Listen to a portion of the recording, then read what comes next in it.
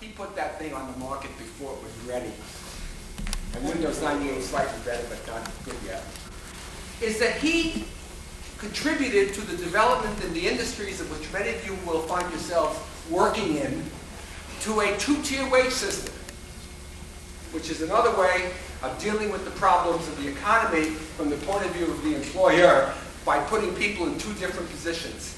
Do you know that in Seattle, there are computer programmers and systems analysts who work for Bill Gates who have benefits including stock options in Microsoft who make $55,000 a year?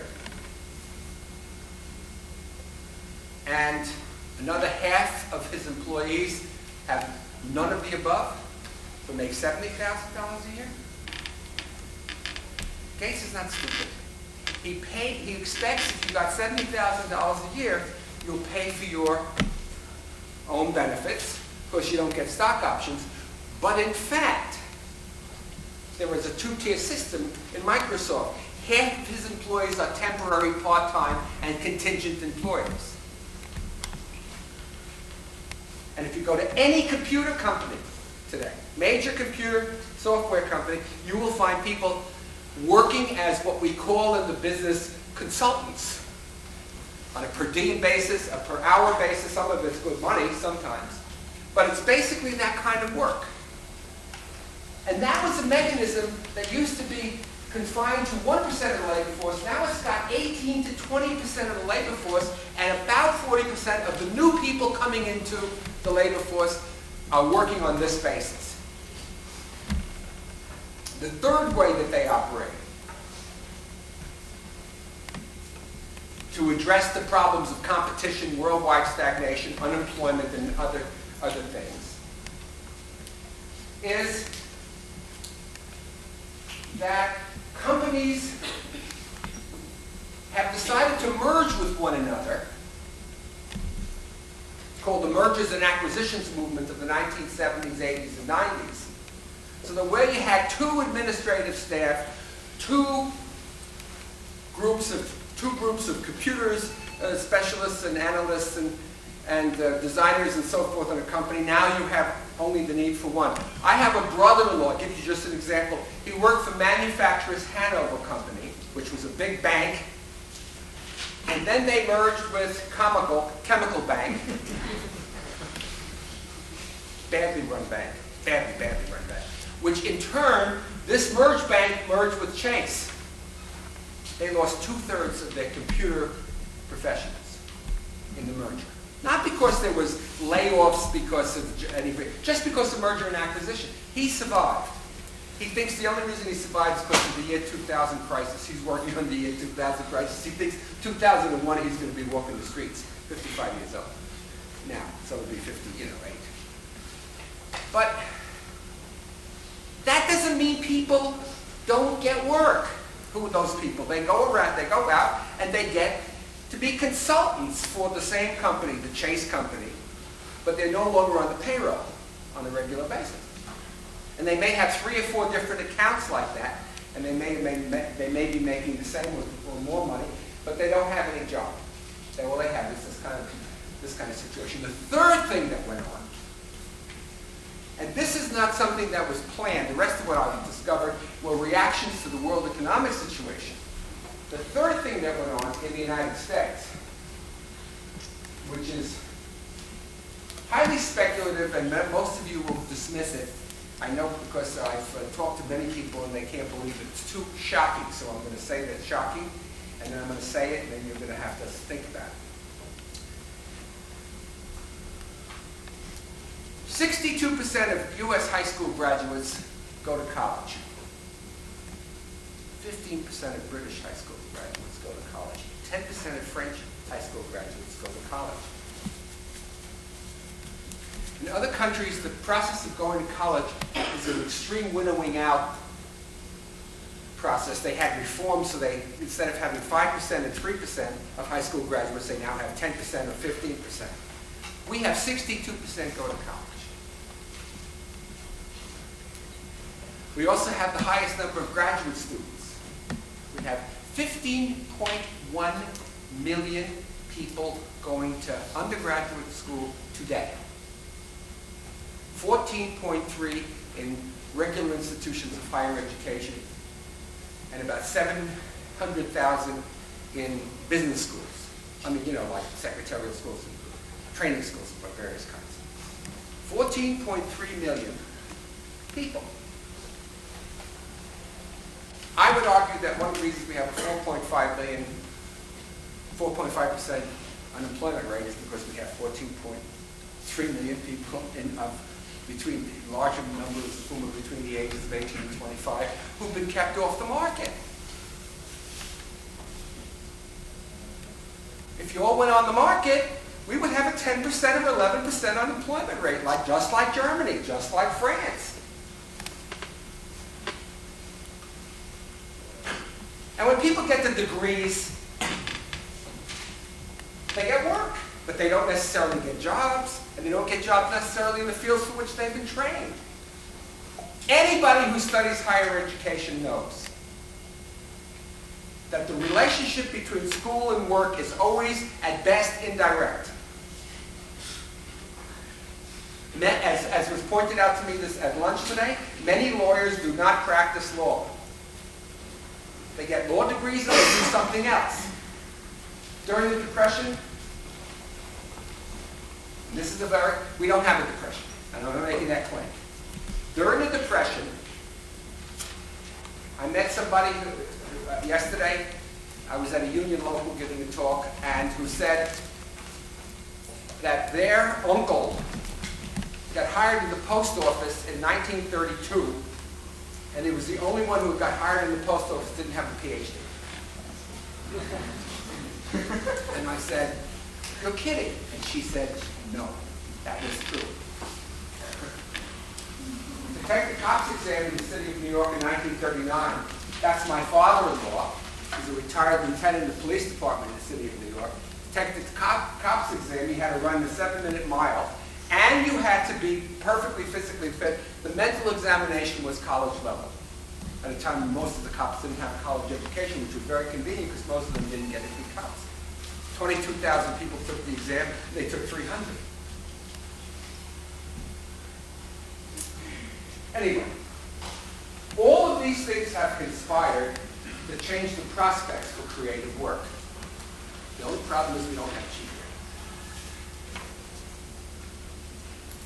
So, am I discouraged? Is this a sober, cautionary tale? The answer is no.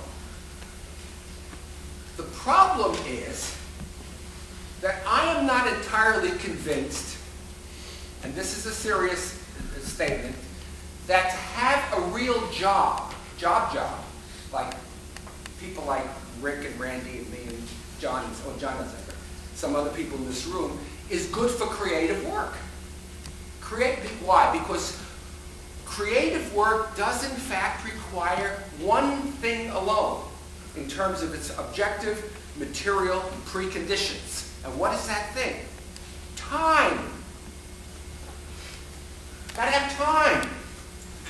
You can't be teaching, you can't be doing work for somebody else who has a specification, wants you to do a graphic design, or wants you to do a website which is a little creative, but basically is their work, and then have time to do genuinely creative work. Okay, what am I saying?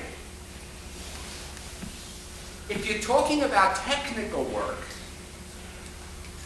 which has a creative aspect, there's a lot of that around. There will continue to be a lot of that around. I would argue not so much when magazines go out of business, when mergers and acquisitions begin to homogenize the television industry and so on, but there'll be some of that around. The problem that we have in the United States today, I want to watch my time. The problem that we have in the United States today is whether we have the social structure and the cultural structure for the possibility of creative work. That is work which is self-determined. I got to tell you a story. When I came to New York from California, when I decided to go in academia, I started to work for Staten Island Community College, and I taught 4 days a week, five hours a day, or 4 hours a day. I ran a program and I taught 4 courses. That's community college, nothing strange. And because I'm a little bit of a fanatic, what I did to write my first book while I was doing all this was basically to stay up till 2 or 3 o'clock in the morning and write. I produced a 456-page book in 2 years, but basically after that I was ready for the loony bin. It should have gone.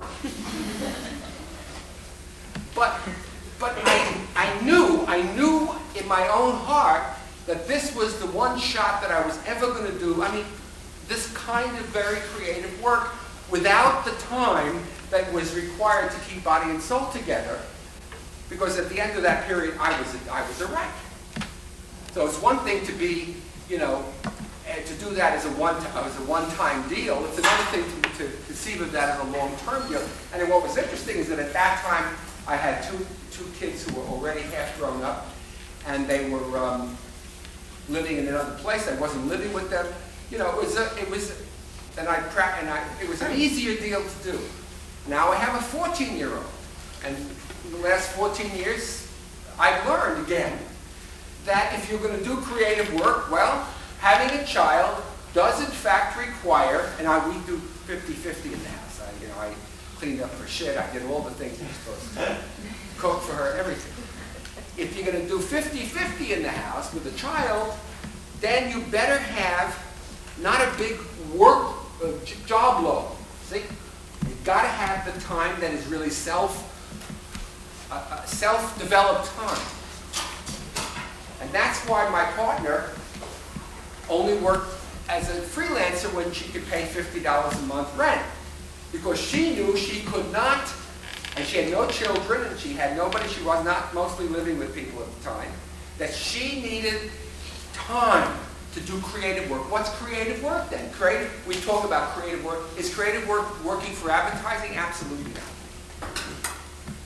Working for TV stations? No. It becomes more complicated when you're working for a client who wants you to build a house. It's very complicated because the question is, do you really have autonomy?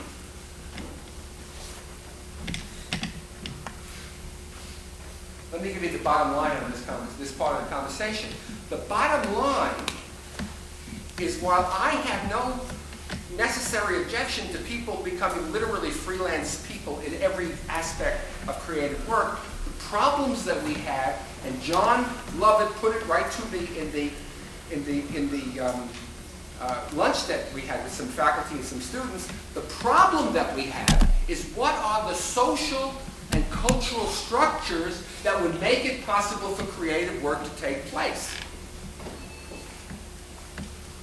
In Canada, they had a Canada Grant, which was a stipend for artists and movie makers and writers and designers and so on to do creative work. You got $5,000 at one point. That was in the 70s. And as I pointed out to the group, a very well-known Canadian film, The Adventures of Judy Kravitz, Richard Dreyfuss's first film, was made by a group of filmmakers pooling their Canada grants together. Then you have to have cheap rent, so you have to have some form of housing for artists and writers and designers and architects and so on. And you have to have, and private industry ain't going to build it, sorry. They're going to build things for, $1,500 a month if you live in the suburbs, and if it's in Manhattan or Brooklyn. If you're going to live in Manhattan, you're going to pay $4,000 a month. And you need national health insurance, and you need some kind of pension benefits that everybody has that are decent enough to live on. I can't retire on my pension from the Social Security Administration of the United States of America. If I didn't work for City University of New York, which by the way puts in 11% and I put in 10%, 21.5%, I'm going to retire, if I retire, in a fairly good situation. But I have a job. But what about people who are doing the kind of work that many of you are likely to do? Not all of you will be without jobs, but some of you are going to have to put it together, piece it together, and so on. Let me just raise one more question and then shut up. I have a situation, because I have tenure, where I pretty much write what I please. I've never had a real career. I never went to school to speak of. I have a PhD, but I never went to school. That's a whole, and as they say, that's another story. But I have tenure. And I never really much cared about whether I got promoted or whether, whatever they did. They said, you got to do this to get tenure. I said, no, I'll do something else. I always, as somebody wrote recently when I just got promoted, I always marched to my own drum. So that when I worked for the union, Oil Chemical and Atomic Workers Union in Puerto Rico, and I negotiated a contract with the Commonwealth Oil Refining Company at a time when I was thinking about how was I going to support myself writing. I got an offer from the company to be the industrial relations manager of that company. And it would have paid me 4 times what I was making for the union. As I said to the group this afternoon, about $250,000. You know what I said? No. And it was not only because I wanted to be a writer, but I don't believe in corporate America. See? I don't think they're good for children and other living things. Now, I understand that people have to do their thing. You follow what I'm saying? But you got to make a living, so that, as we were discussing, some people will in fact have to do work that they have to hold their nose doing because they don't agree with it. So there's always an ethical, not just on political grounds. I mean, I have a political objection to what I was about to do, which was to beat workers over the head. But they may not like the aesthetic requirements that they would be subjected to, or for that matter, it would not correspond to their concept of what imaginative work or creative work is. These are serious problems in any epoch, but one of the problems of not having real jobs, being a freelancer, temporary, contingent person, which is the lot of a professional, and having to work for wages and not being self-employed, which is increasingly the case, and I can give you the data, and it's a lot of data to prove what I just said. People are increasingly working for others and not working for themselves, is that there's an enormous ethical bind in doing a lot of this work.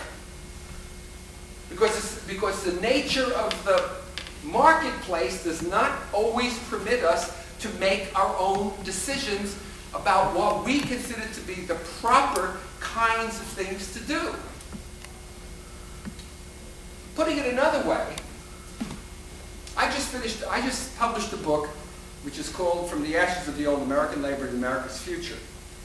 And I had an editor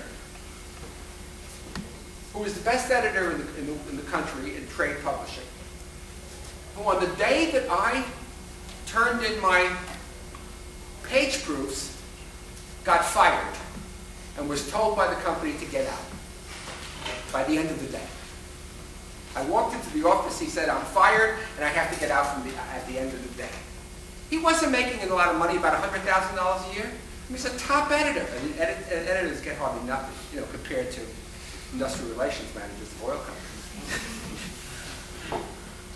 And one of the reasons he was fired is because they said he wasn't producing enough bottom line titles that earned the profit rate that they think they had to make in order to be viable publishers. And he put a little heat on me because he knew the sword was coming down, that I should change a little bit my manuscript here and there and tell stories so it could be a bigger publishing, a bigger sale. And I looked at him and I said, and this was before he got fired, and I said, Steve, I'm sorry, I can't do it. He said, and then he started threatening. He said, well, we may not be able to publish this. And I said, I'll find another publisher. And if you have to let me go, let me go. You just don't get your advance back, you know. No, I mean, I was going to fight him on that level, but the point is that this wasn't my first book. And they finally gave in, and the book has been published pretty much as I wanted it to be written, 3 drafts. His editorial suggestions were fabulous. But he got fired because he finally could not stomach what he had to do to stay in being an editor. It's a very creative position, you know. Editing is not just, you know, minor stuff. And he tried to put the weight on me so I would help him justify himself to the company. This is not unusual. This is not a story that is an odd story. This is a big publisher. They paid me a very nice advance, thank you very much. And I would have given up that goddamn advance because I had that job. But more than that, because I have always marched to my own tune. And I'm privileged to be able to do that. Because I don't have a big teaching load, although I have a lot of students that always command my time, but I enjoy that. I don't have a big teaching load to thwart my imagination in terms of this creative work that I do. Now, people don't think I'm creative, but I'm talking about the nature of the work itself, which is writing. So my final point is that one of the great scams in American society, and I promise you that it does not exist in all societies. This is not the world, this is just America. Of the last 25 years since the crunch that I've been describing, is that we have to always sweat the question, will I get a job? How am I going to make a living? Is this curriculum going to help me get work? Is this, how do I operate? And I have only one thing to say. And this may sound strange to you. Bill Gates and those kind of people are not models for me. And I hope not models for my children. The model has to be someone, and it's not about the lonely individual, it's someone and some people who say, I don't want to do that. That I myself have to be someone who is living their own life and according to their own standards and has an ethic and has a commitment to their ethic. Now, how do you survive under those circumstances? That's the next question. And it has to do, it seems to me, with what you can get out of education. If you come into a place like this, which has got a superb occupational and artistic program, and say, I'm going to take everything else cool, and this is what I'm going to put my energies into, you may be right, and I'm not going to argue with you. I don't think you're right. But if you take this as an opportunity to develop your broadest possible intellectual talents, to read as much as you can, to look at as many pictures, both moving pictures and still pictures, and to look at as much as you can in terms of the broadening of your mastery of the intellect, of knowledge, and of other people's imagination, if you can in fact become an intellectual, or begin to become an intellectual, you will, as a side product, because you are into this stuff, be ultimately better off because it's not the specialists who are going to survive in the world of the 21st century, it's the generalists. Because one field might close down, you'll have a shot to go to another field. But you ain't going to be able to go to that other field unless you have the conceptual scope to be able to understand things across the boundaries of the disciplines, across the skills and the occupations. And there's Spina, who was a designer, graphics designer, who's now a psychologist and a social theorist, and she's a survivor. She's somebody who's going to make it. She's one of my students. Spina. All right. So that she's going to make it because she's not a narrow specialist. But beyond that, she can sleep at night, she can live with herself, she knows who she is, and she's a world beater. I told her this, so I'm not saying this just because she's here. She's a world beater. She's a world beater because she's a committed, ethically sound, committed individual who sees herself as being part of movements and ideas that might be against the grain of this world, but actually be able to do something in the world as well. So there's your choices. Your choices are to go down the straight and narrow, sweating out job options all the time, or really say that your future really depends on you being somebody who has breadth, who has depth and breadth.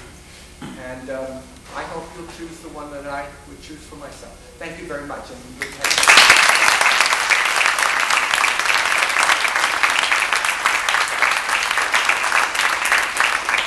I love the questions, attacks. Yeah. I thought it was interesting when you began to talk about how America has such a large proportion of college goers and college graduates. But I'm wondering about other countries in the world that are especially more populated, whether... I'm talking about per capita as well as in numbers. Really? Many fewer college graduates in China, many fewer college graduates in India. Okay. In absolute numbers. But their per capita rates are much, much smaller. Much, much smaller. They're poor countries to start with, but I'm talking, the comparison is always with countries which have higher standards of living than we do. For example, Sweden, for example, Germany, or equal standards of living, France. You know where we stand on the standard of living, by the way? 7th in the world. 7th. We're behind 6 other countries, including Canada. And they have smaller proportions of their population go to college.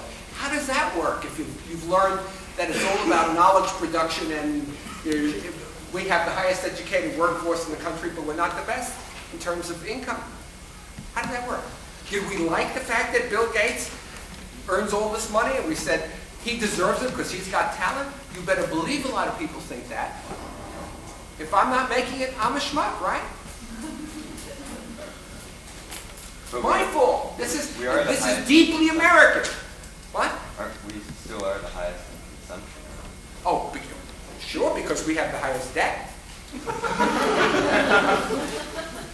Germany has an 8% discount rate. We have about 4-point-something% discount rate. This is a country with an enormous personal debt. By the way, the number, I'm sorry to do all these statistics, I know it's all.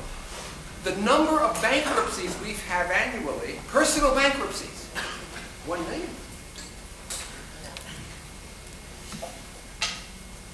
People buy things and then they, look, if I didn't decide to buy a car in Bay Ridge, Volvo, I would run to any of these auctions. You know what an auction is? An auction is where they have repossessed cars. Repo is a very good business if you don't make any money. Anything else? I had read the book, The End of Work, and you read Jeremy Rifkin's book. Yeah, it was required reading a couple of years ago. And one thing that it focused on is it said the generalists would be eliminated and only the specifics would be left. And that's kind of. I tell you, everything that Jeremy says is a lot of the stuff he says that we know each other. Very interesting and wrong. I mean, it's not. When I say it's interesting, let me put it this way. And the reason that I support the book, and I always say to people, read The End of Work, is because what Jeremy Rifkin did and what we try to do at the same time, ours came out about a few months earlier than his, was to speculate, to let our imaginations, based on our analysis of the situation, take reign instead of being cautious. Neither of us was cautious. And the problem is that our society, education system, press, television, political leadership, is sending out a message, Stay close to the grindstone. Stick your nose to the grindstone, let it get rubbed off. Don't lift your head. It's almost like Plato's allegory of the cave. You know, the people who see the shadows. See, no, people should read the allegory of the cave in the Republic. Because what Plato says that some people see representations and very few people are allowed to see the light, that is to see the actual thing. And a lot of people are looking at representations.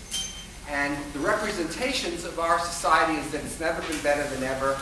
We have the highest consumption, and we forget the other part of it. We have, we're at the highest standard of living, a lie, and it goes on, and you're better off if you're a specialist than if you're a generalist, and so forth.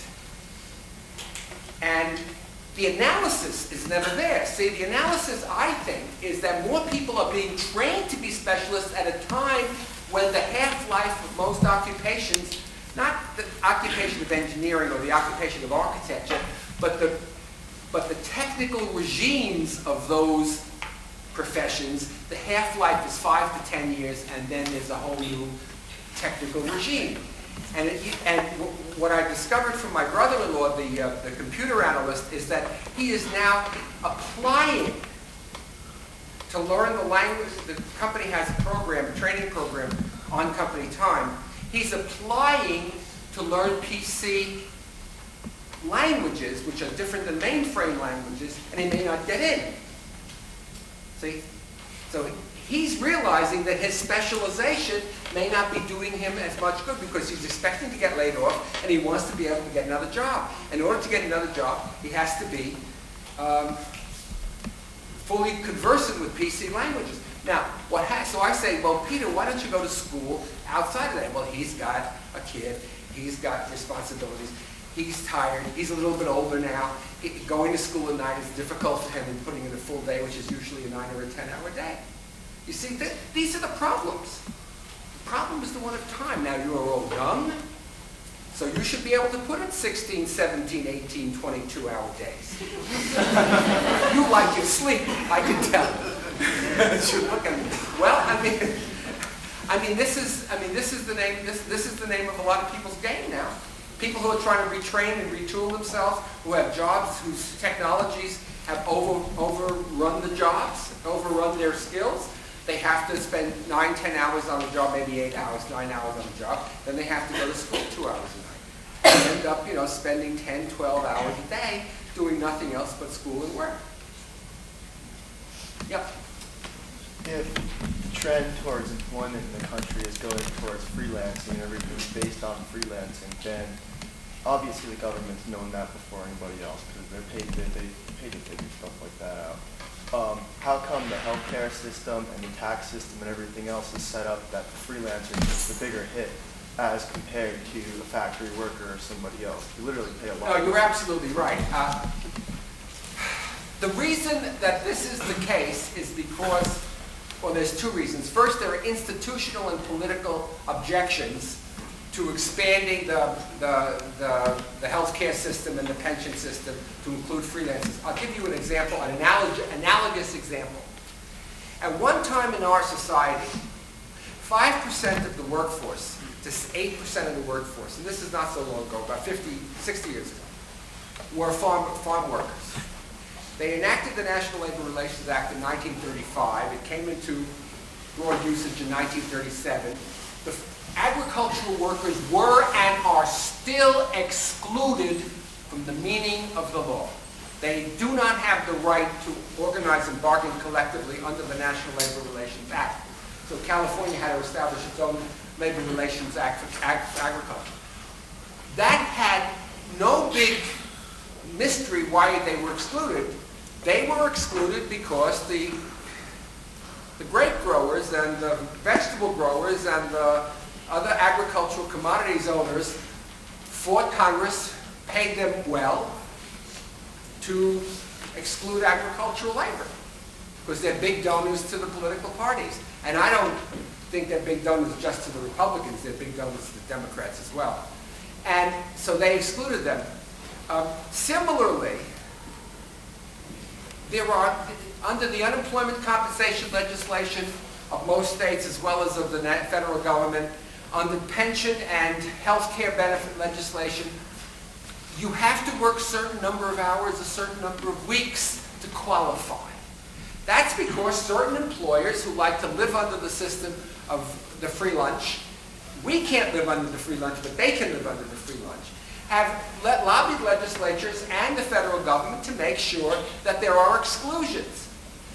You have to hold a job in one place usually to qualify, even under a union contract where there's a union in the place, for health benefits or for the pension. They won't pay into you. And I learned something yesterday going out to General Motors in Linden. I spoke to the membership meeting of the UAW local there. They have temporary workers in that General Motors plant. They have 400 temporary workers. And they have 2,200, 2,300. And I said, you know, you better get on this issue because soon they're going to have 2,100 temporaries and 100 permanent, you know, like they have in a lot of other places. The third reason, however, is that that the federal government Bureau of Labor Statistics, upon which a lot of policy is based, is a very flawed system. I'll give you a couple of examples. First, we now have a voluntary army, so people who are in the armed forces are considered full-time workers for the purposes of calculating unemployment. Anybody who works any number of hours a week, 1 hour, 20 hours, 30 hours a week, below the 40 hours, is considered employed and therefore excluded from the unemployed statistics. In Germany and Sweden and France, they calculate the total number of hours worked by the number of employees, workers in the labor force. They divide it. It's not a hard piece of arithmetic, and thereby come up with the unemployment rate. We don't do that. So there's a whole issue about labor statistics that determines a lot of these things. As a result, we don't calculate. We don't know. Wait, there's 18%. Some people say 19. There's 20% who are part-time, temporary, contingent, and it's growing slowly but growing. We don't calculate what our rates are. We don't calculate any of these things because we don't want to. I don't mean we, you and I, but legislatures don't want to, politicians don't want to, corporations don't want to, employers don't want to. And the unions are mostly asleep at the switch. That's what I wrote my book about.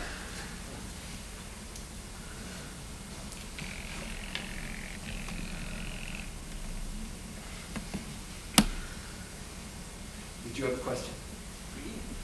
Well, I always have a million questions. Well, actually, I'm always interested in what you have to say about the use of education or the portion of education that might serve no apparent use at all, and yet still be Or what? of education might serve no apparent use at all, but still might be useful in one way or another. But I was only mostly interested because, of course, this is an ongoing sort of discussion here at Pratt, the fact as to what the purpose of education is, and you've advanced the radical position, in fact, here. The full development of the individual. That is the purpose of education. Okay, well, that's actually what I was going to ask you to find. I mean, what else is there? The full development of the individual. And if there are side effects, if there are consequences or implications for the individual of having a fully developed educational background, which are beneficial to the individual in the market, that's disputable, because here is Jeremy Rifkin saying, and others, well, you should specialize, and if you specialize, you'll get a job. But they are assuming constant technology, constant social organization, and I'm assuming dynamic technology, dynamic social organization, always changing, and then people having a problem of having to figure out what to do next. But the other thing is, of course, my perspective is always the perspective of empowerment. That is, how do people take control of their own lives when they're basically idiots? Now, the word idiot, no. In the Greek usage of the term idiot, you know who's an idiot? A great blacksmith who knows nothing but blacksmithing. A great nuclear physicist who knows nothing except nuclear physics. That person's an idiot because they're not worldly. They're specialized and narrow, and that's the definition of an idiot. we can only depend that idiocy, rural or otherwise, will be, or urban or industrial, will work for limited periods of time for individuals. But when large numbers of people are displaced, not only from the labor market, but displaced from any sense of their own power, because they haven't been able to grasp intellectually and socially what the characteristics are of those changes, then we have to worry about something else. And I always worry about the problem of citizenship, or the problem of public participation. How can people participate when they don't know anything, or they don't have any real understanding? All they know then is my own prejudices or my own situation. They will react on their own situation. I mean, let me give you an example of this. This is kind of, and this is, I think, that was abstract. Specifically, we now have had Clinton and Netanyahu and Yasser Arafat negotiating an agreement on the Middle East. And all the commentators say, you know what they say? They say it won't affect the 1998 congressional elections. It won't, because nobody cares about the Middle East. You know why? Because we've all become very narrowly focused on specific issues. Now, I happen to have lived, and some of you have too in the audience, I lived through the Vietnam era. When every bombing, when every act of terrorism, when every change of policy became a subject of widespread discussion. So it's not always the case. And that was 25 to 30 years ago. And now we've moved in our culture to the point where people don't care, and it doesn't affect what happened. We threw a president out of office in 1968. And I say we, I mean me and many others. We told this guy, you can't run again. His name was Johnson. And I was one of the organizers of a march in New York City, this little city, of 1 million people, which was part of a march all over the country around the issue of Vietnam. Now, the point that I'm making is that we began to overcome that kind of narrowness at that point. And people took some of their own lives into their own hands because it was affecting them. And the fact that there is a possible peace settlement in the Middle East and there's issues around it should be an object of very large public debate, and it isn't. Because people today have been, in some sense, socialized. I hate to use the word, but it's true. They've been socialized to think, me, my job, my this, my that. They're not educated. They're specialists. And they can be specialists under any kind of a regime. Right? I mean, the typical technician is someone who will be a good technician for any kind of political, social, economic arrangement or any other kind of political, social, economic arrangement, because what they care about is their skill. That's an amoral ethical position, or aethical position. Yeah. We have a lowering of standards for the general, I guess, people like police officers or people in civic duty. If we have a lowering of standards there, and yet the populace is becoming more educated. More schooled. More schooled. Yeah. Won't there eventually be a clash? Won't there, and I think that's part of this professional no-job situation where as a professional, I would go and work in an office, but I'm not necessarily working for professionals and with professionals, and a resentment is really created in the job force. That's right. So what is going to be the end result other than everybody being self-employed, and when does the clash become, I don't know. I know what you mean. The professional has been historically defined. I didn't do this because I figured it would come up in conversation. I was just waiting for it. As someone whose autonomy in the performance of their work is determined not by a managerial regime, that is, not by a boss, but by their own training, by their own credentials, by their knowledge. In other words, the professional is someone whose knowledge and enables them to make the choices and decisions that affect their work without the intervention of anybody else. The only place where we accept, where professionals are supposed to accept any higher authority is either in the church or the state. Now, the problem is, historically, before the 20th century, the state was described by somebody as a night watchman state. That is, the state worried about killing, about murder, the Ten Commandments, thou shalt nots of various kinds, but did not intervene in all kinds of ways as it does even today. Intervene, for example, in families. Intervene in personal life. The state doesn't, we now have a human genome project, which some people believe is basically the most massive surveillance project that we've ever had.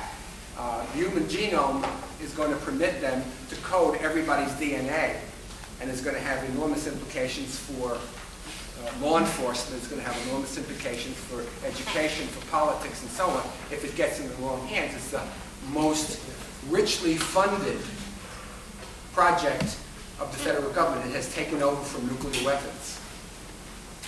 We don't know very much about this, do we?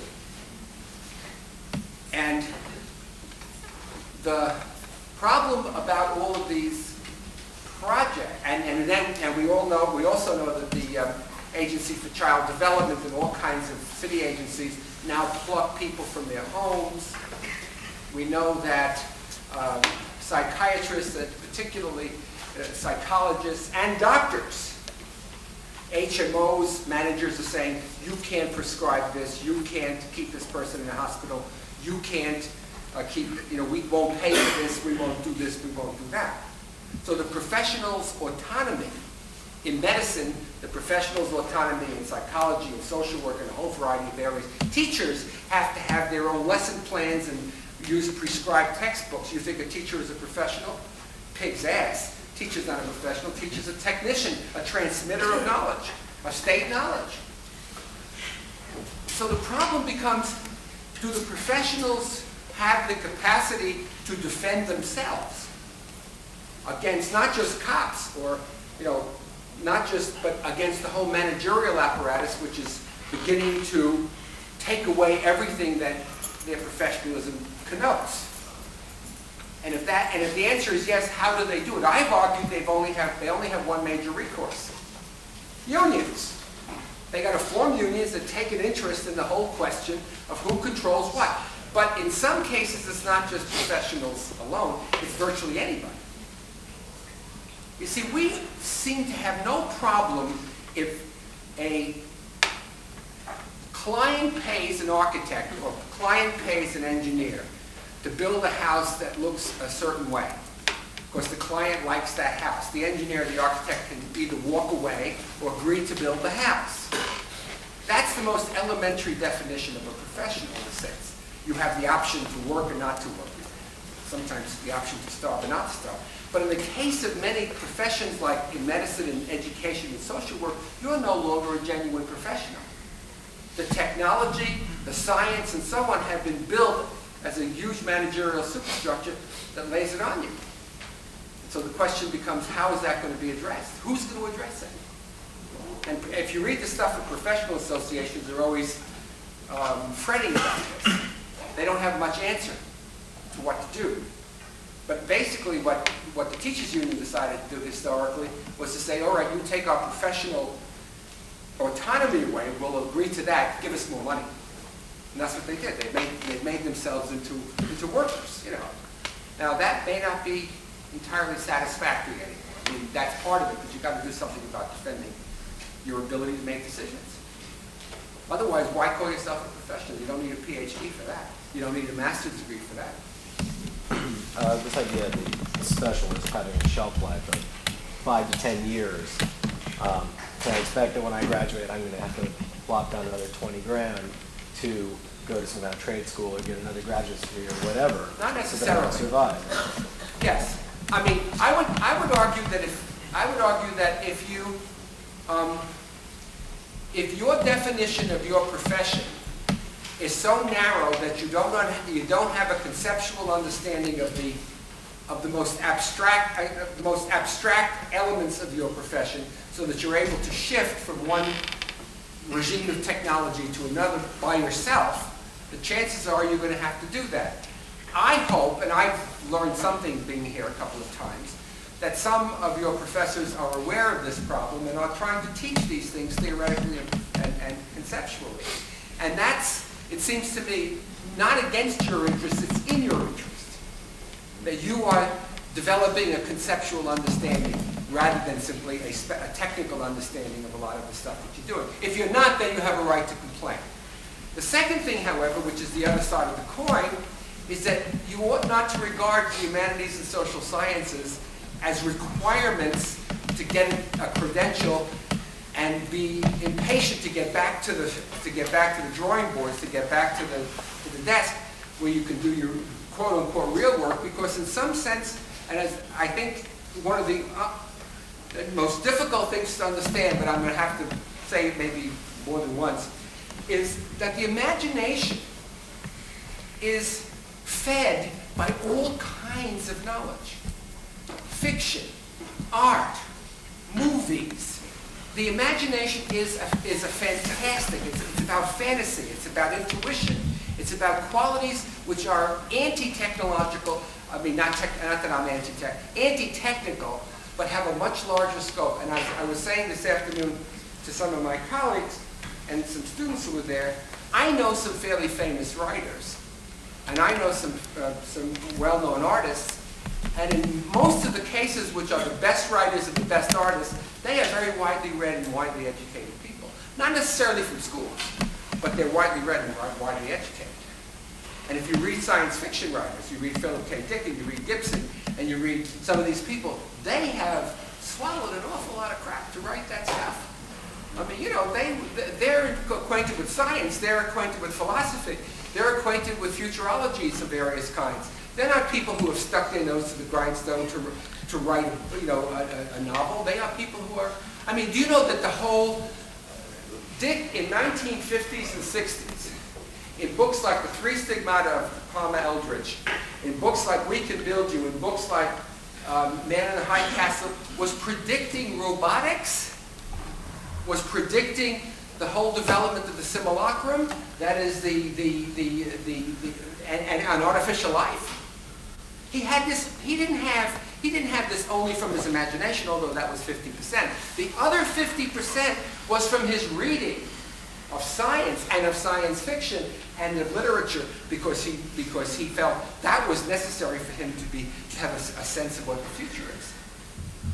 And if we don't read like that, if we don't read deeply, we'll never be able to cultivate or feed our own imaginations. We'll just end up being idiots.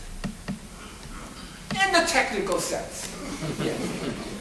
Out of curiosity, what do you generally say to students who want to go into academia, like to go on and get their PhD and teach, who still say the teaching profession, like in colleges and universities, still a source of autonomy? You still get that sense of autonomy? I think the shot is about 50-50 right now. I think it's about 50-50. My experience, I guess I have to say this,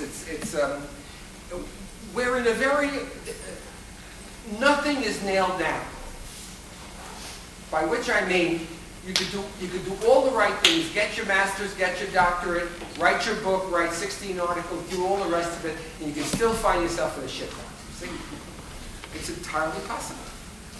But then, you could be in this, if you're there, two things will happen. One is that you'll be demoralized because you're in a position of having to teach all the time and large classes and a whole sense of being ground down.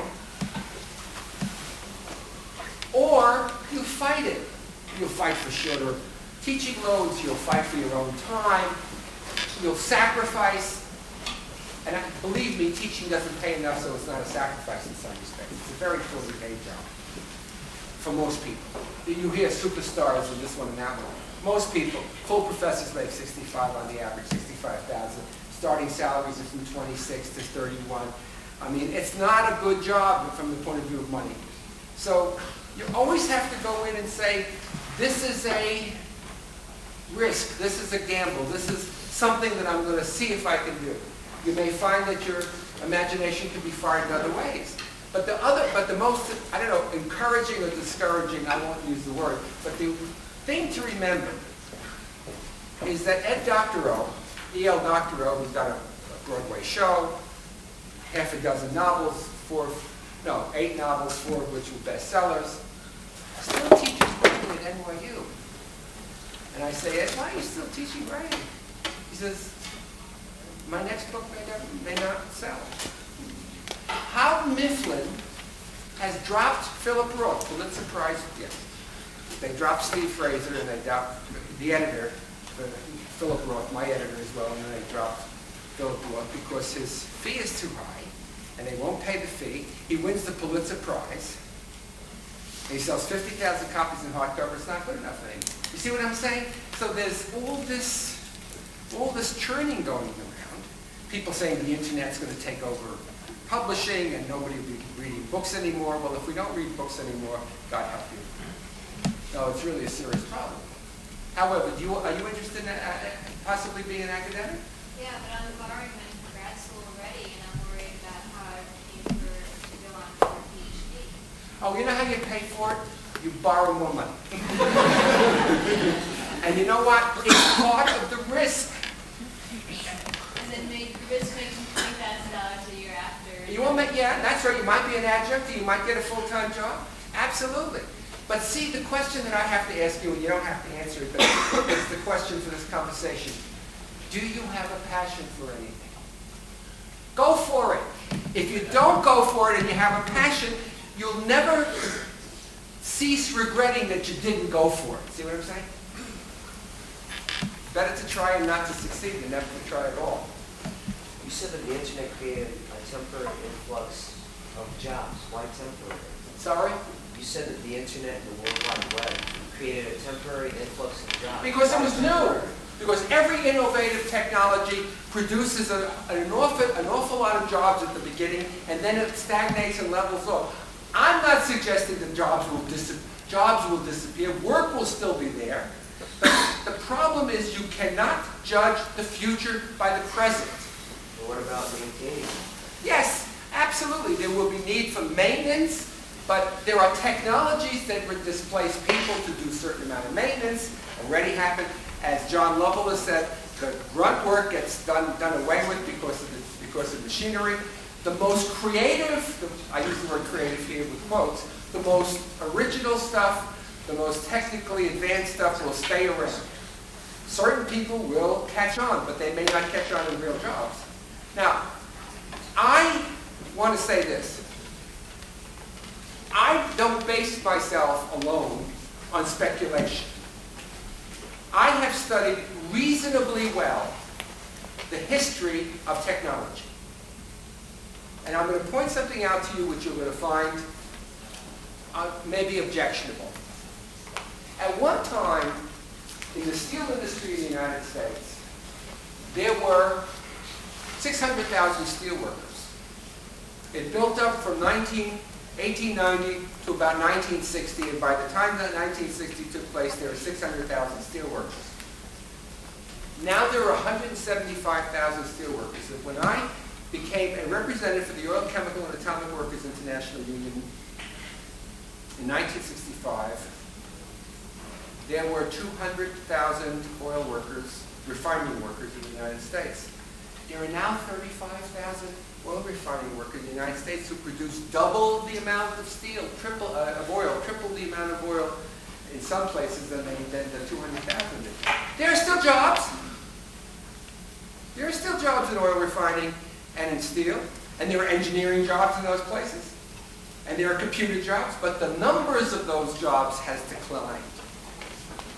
Because most of the people who work there are maintaining the existing technology.